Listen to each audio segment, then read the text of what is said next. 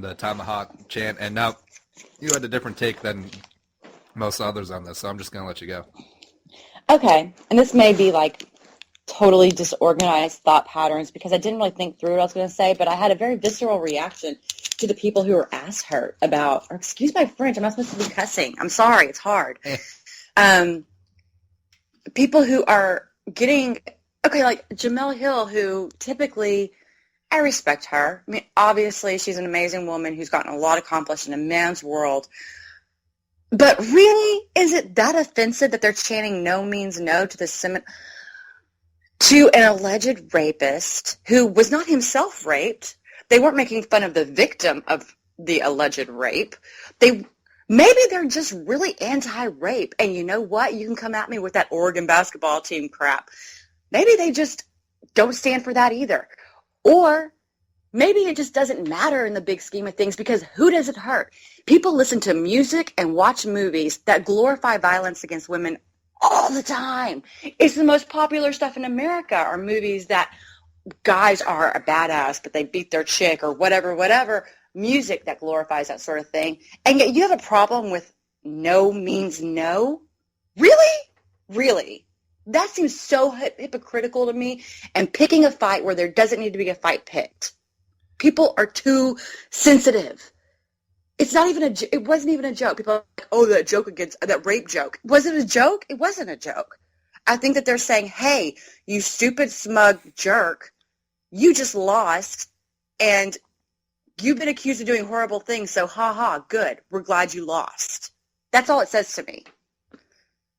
You make a compelling point about how rape and violence towards women is very accepted in pop culture, but I don't think that was their intention of making a statement that rape is bad. I think they were just trying to rub Jameis's nose and making light of a alleged situation.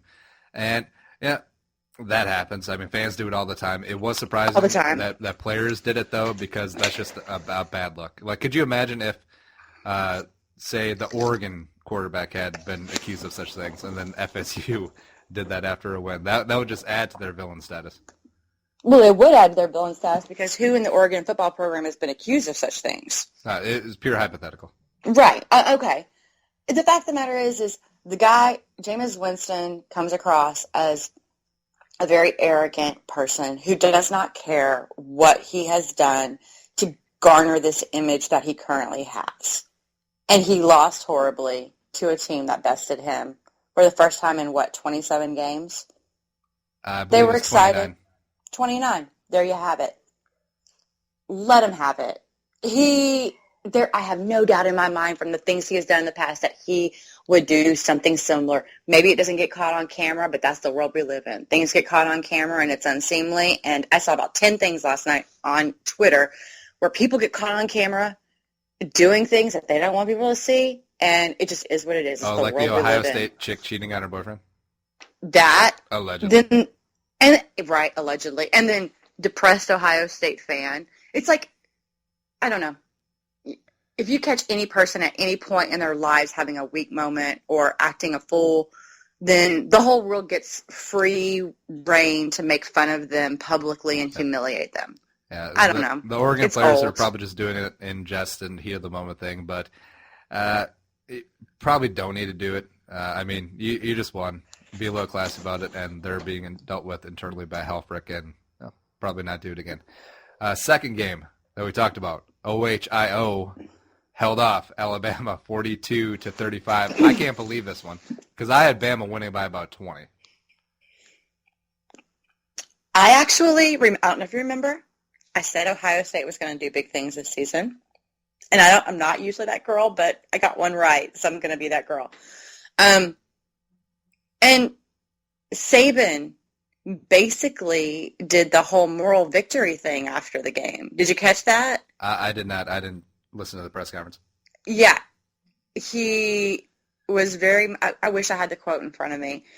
He was very much moral victory. I don't preach winning. I preach going out there and doing the very best job you can do, something to that effect.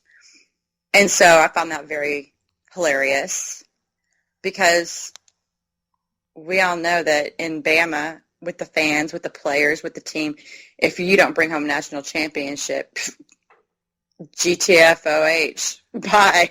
Well, we don't want any of their expectations are very warped and diluted now too because Saban's been so successful. Do you think this could be the thing that actually gets Saban out of town? Maybe take another shot in the NFL. The Atlanta job looks pretty sexy, Nick. Well, you've been pushing for that one for many, many weeks now, so we'll just kind of see what happens. I doubt it happens, but I think that just from interviews I saw this week, I really feel like Nick Saban knows that his place is in college football and not the NFL. Oh, I don't even know about college football. The score didn't reflect it, but it was a defensive battle. It was big in field position. Sophomore Bama punter J.K. Scott was the real MVP. Yeah, 5 of the 7 punts inside OSU's 20, including a 73-yarder. Are you kidding me? Mm-hmm. I get that the game was indoors, but my God. Bama was a big favorite, but Blake Sims picked off thrice, including a pick six, and Cardale Jones had a okay game. It wasn't lights out by any stretch, but he was okay. All right. Any of the OSU quarterbacks, the 3 quarterbacks that have gone through this season, could start for the Houston Texans right now and be better. So I'm pretty impressed with all of them. If the Texans had a game on Sunday. Okay, fair enough. Don't be rude. That's so rude. Oh my God. You can't leave yourself open. You got to protect the body. I'm heading up to Minnesota and kicking ass because this is just wrong. I don't deserve this treatment. Good luck. But yeah, it is funny and interesting to see what happens next year because Urban Meyer's been adamant that Braxton Miller's going to be back next year as, a running back? Maybe. And then JT Barrett has this almost... JT! He had a late push for the Heisman consideration. He really did. Which sucks for him. And I don't know, Cardale Jones, if Cardale Jones wins 3 straight games over 59-0 over Wisconsin, this game over Alabama, and then if he somehow beats Oregon in the national championship game, how do you sit him next year?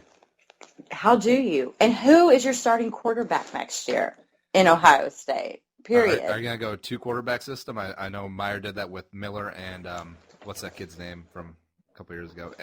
It escapes me, but I don't know. If I was Wisconsin, I would get Braxton Miller's people on the phone today because he is a graduate, and so he falls underneath the graduate transfer rule, the Russell Wilson rule, where he could go straight to Wisconsin and play next year as a graduate student. And from what they have at quarterback, Joel Stave, not so much. Nobody got time for that. But JT Barrett is going to be interesting to see what he does because, I don't know, that would suck to play so well and then lose out to a guy who just played a little bit better in big spots. Right. Welcome and I don't even know if it's even a little bit better. It's just the timing, His games were more important than yours. Yeah, how do you sit a quarterback if he sweeps Big Ten title game, playoff game, national championship game? How do you do it? I don't know. Someone's transferring somewhere. That's all I know. True that. Other bowl games, and also to pick on the SEC West, who did not have a good time. Did you see the meme where it was, hi, I'm Rob Lowe, and I'm SEC West Rob Lowe? No, I missed that one. Anyways, TCU, like we said, just completely took Ole Miss to the woodshed 42-3. Bo Wallace is basically a less talented Jay Cutler. Boom. In the Peach Bowl. TCU had something to prove, and they proved it. Against an Ole Miss team that was ranked number 1 or number 2 in the country at some point. And speaking of which, Georgia Tech beat Mississippi State 49-something in the Orange Bowl as well. Mississippi State, Ole Miss, 1 and 2 in the country in October. Not so much anymore. Not so much. Notre Dame beat LSU 31-28 in a Wild Music City Bowl. Sorry, SEC West. Marshall, in an interesting game, beat Northern Illinois 52-23 in something called the Boca Raton Bowl. Whatever that is. I think Marshall is going to be a force in 2015, especially if they run the table. They'll have to be in the playoff consideration next year. You think so? It's very possible, especially if Cato comes back. And then my fun one, Memphis 55.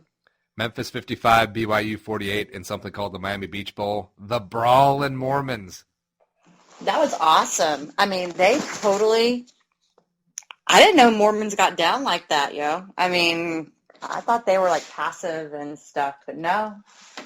They're I legit. want to know is how come it seemed like a good portion of these bowl games were very chippy, and it doesn't. I love it. It's like I love why it so are you much. getting after it? It's an exhibition game. It's just a bowl game. You're supposed to just enjoy your swag bag, enjoy your buffets, and just get on with it. I love it when they don't just enjoy their swag bag. I mean, really, whenever you go out there and you're fighting for a victory, yeah, I don't know. And by the way, I think it's great. Sorry, I need to correct myself. Rakeem Cato is a senior, so he won't be coming back. So bye, Marshall. Aren't you sad? I am kind of sad. I don't know if he'll make it in the NFL though. He's like Teddy Bridgewater's side. Oh, maybe we can get him as a backup. Teddy. Oh, there you go. We'll get to Teddy. And also rounding out big games yesterday, Michigan State 42, Baylor 41 in a wild back and forth. Good. Ain't nobody got time for that Cotton Bowl, and you should have gone to that game. Yeah, that was a really good game. But no, I don't really want to see Baylor because Baylor is a bunch of, well, I won't say that. What about here. Shawn Oakman? What about him? Apparently, Dude is Debo huge. is there at the game ready to play. He's like a grown-ass man. He in is a grown-ass man. He literally young looks like children. he's 35 out there. He really did. He was so big. Oh, my God. He's like, ref, I don't care what the call is on the coin toss. We're taking the ball. Also, did you see the kicker, the Baylor kicker, get lit up on that block kick? Lit up. Oh, and it was so funny. He came to Twitter a couple hours later and was like, hey, I'm alive, whatever. Thank you for supporting. It Yada, seemed yada. like there was a parody account of the kicker like 5 minutes Just called after. Baylor kicker. Yeah. Baylor kicker. It's funny. And wrapping up the bowl season, the Gophers got destroyed yesterday by Mizzou in the Citrus Bowl. Mizzou's a good team, bro. 33-17. I don't know. Matty Mock is garbage. I mean, first of all, we got beat Your by a mom guy is named Matty. garbage. Matty. Not even with 2 T's. Well, 1 T. Matty Ice. Oh, I always thought that Matty Rice would be a good name for an Asian quarterback. Well, that was your racism coming out, not mine. Not really racism. It's more observational humor. Anyways, talking about your people. Not white people, Texas A&M people. So Yeah, Texas well. A&M beat West Virginia in the Liberty Bowl for some reason, 45-37. Where's the Liberty Bowl? Is that Memphis?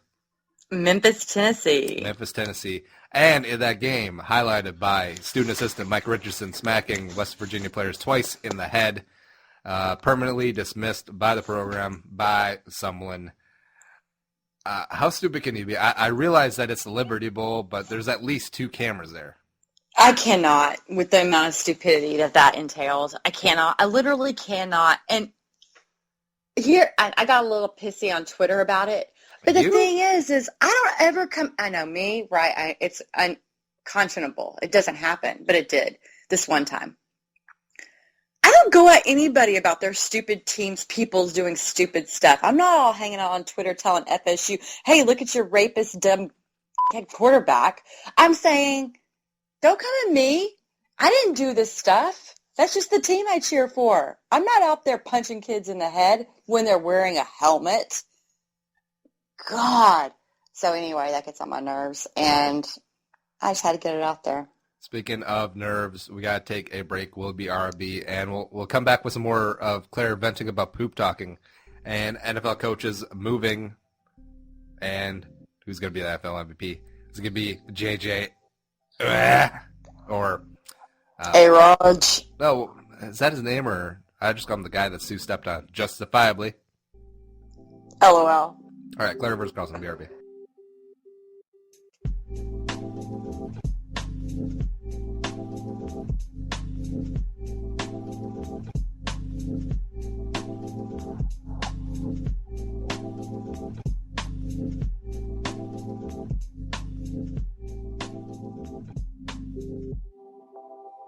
Hello? For daily conversations with the players, coaches, and contributors that make this game great. Regulators, mount up. We're coming. Football Convos. Visit footballconvos.com or visit us at iTunes.